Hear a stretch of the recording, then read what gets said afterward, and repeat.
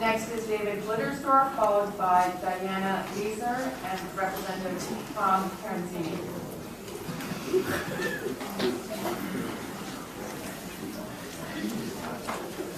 Thank you.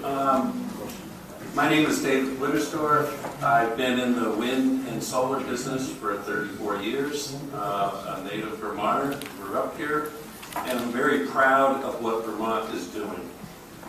We have led on many issues for the nation, and we are now leading the nation on solar and renewable energy. We put in place, and I'm proud to say, I've worked many years with the legislature to put in place the first very good net metering laws, especially group net metering. It was a concept 10 years ago that was far-fetched, but we made it happen. We put in standard offer, a feed-in tariff program. That was the first in the nation, so we led again.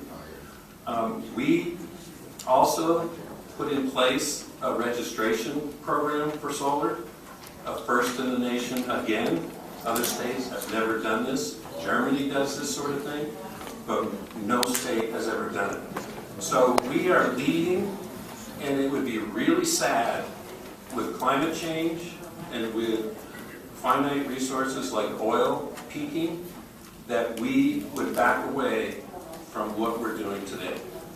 We must continue on, and we must continue doing this in a less complex way, not more complex. The registration program for net metering came about. One of my testimonies before the legislature was, how come we permit good things and we register bad things?